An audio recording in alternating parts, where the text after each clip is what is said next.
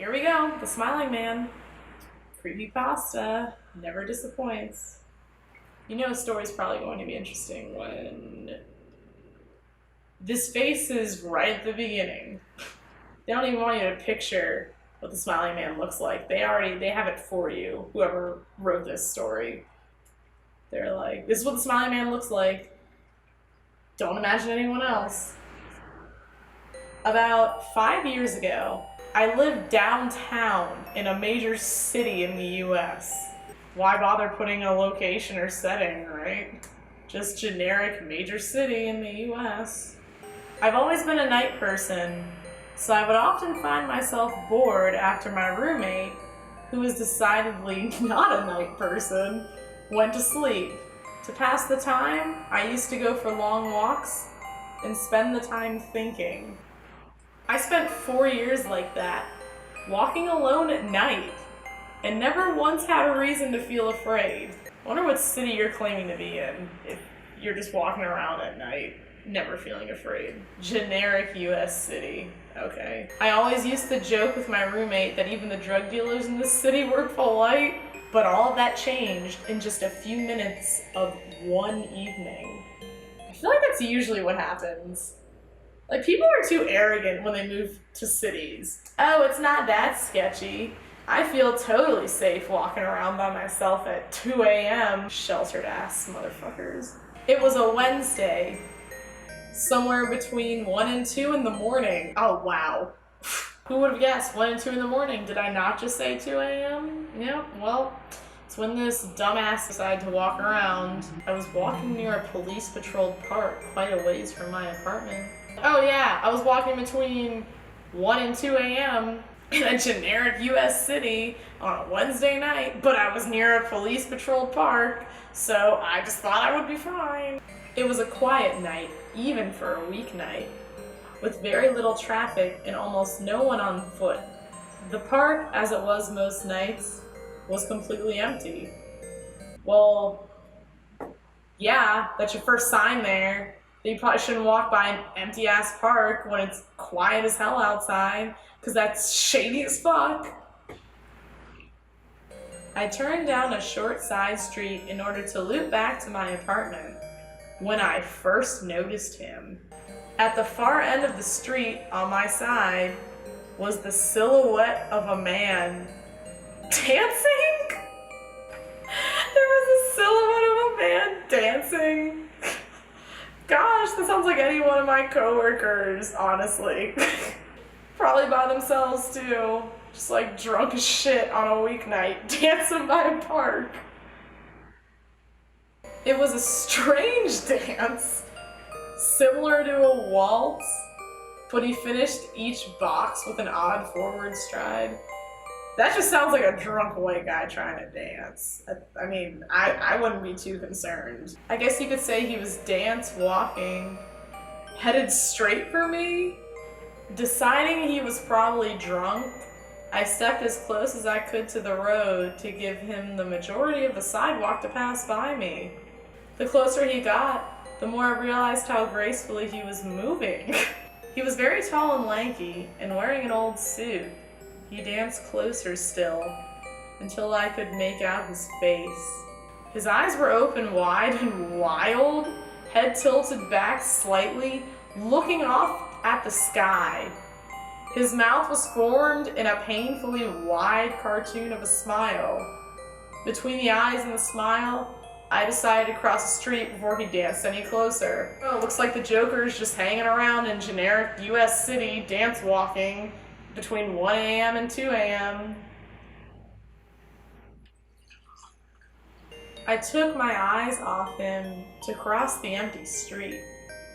As I reached the other side, I glanced back and then stopped dead in my tracks.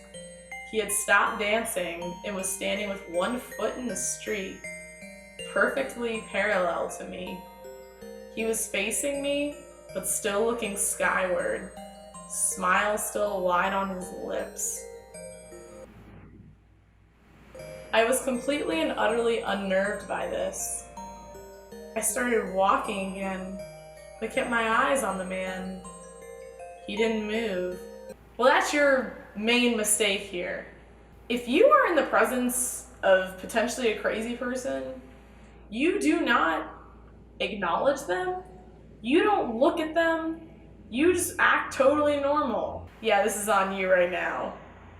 Especially since you're walking around between 1 a.m. and 2 a.m. by yourself by a park that's usually patrolled by police. Once I had put about half a block between us, I turned away from him for a moment to watch the sidewalk in front of me. The street and sidewalk ahead of me were completely empty. Still unnerved, I looked back to where he had been standing to find him gone. For the briefest of moments, I felt relieved until I noticed him.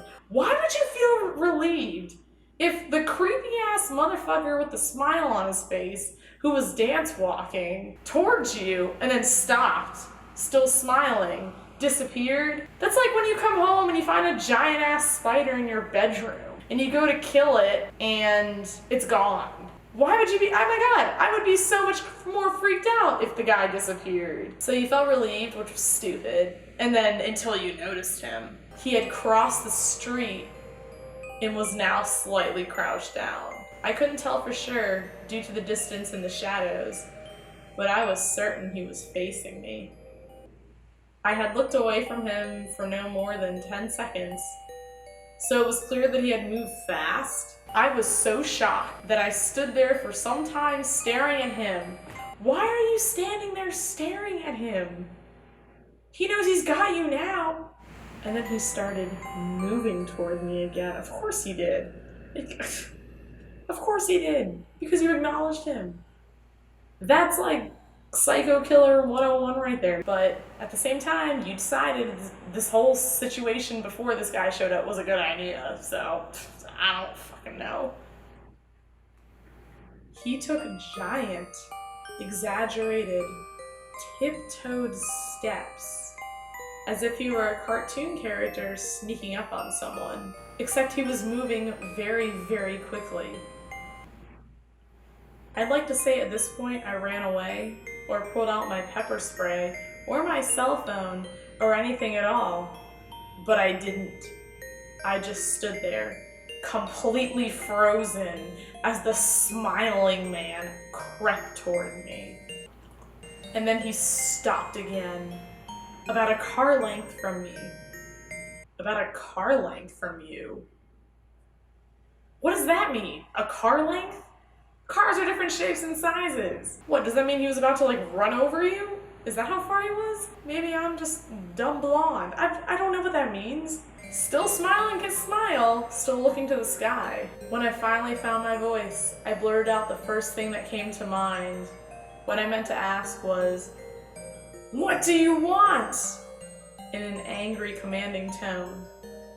What came out was a whimper. What?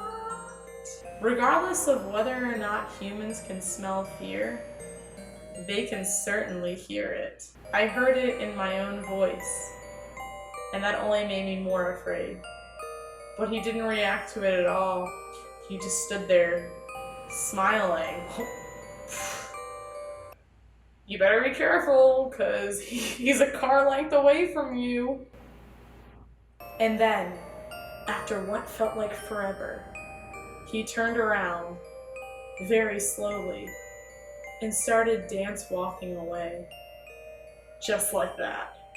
Not wanting to turn my back to him again, I just watched him go, until he was far enough away to almost be out of sight. Wow, I mean, that's kind of impressive. Dance walking.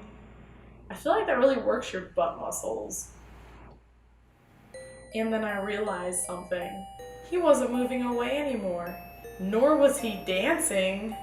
I watched in horror as the distant shape of him grew larger and larger. He was coming back my way. And this time he was running. I ran too. I ran until I was off of the side road and back onto a better lit road with sparse traffic. Looking behind me then, he was nowhere to be found. The rest of the way home, I kept glancing over my shoulder, always expecting to see his stupid smile, but he was never there. I lived in that city for 6 months after that night, and I never went out for another walk. There was something about his face that always haunted me. He didn't look drunk. He didn't look high. He looked completely and utterly insane. And that's a very, very scary thing to see. Yeah. I mean, it is. I'm sure, especially in generic US city between 1 a.m. and 2 a.m. Like, bro, where are you even from? I feel like I could have altered the story a little bit and said, about 5 years ago, I lived by downtown Atlanta and I saw a man foaming at the mouth.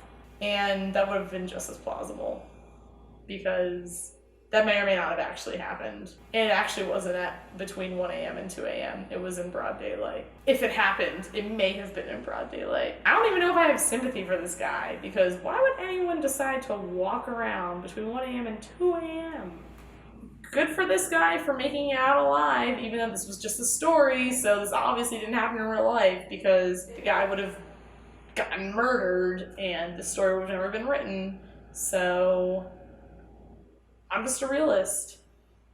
I can't help that, but it's just how it is. So what am I gonna do, right? All I can do is drink my wine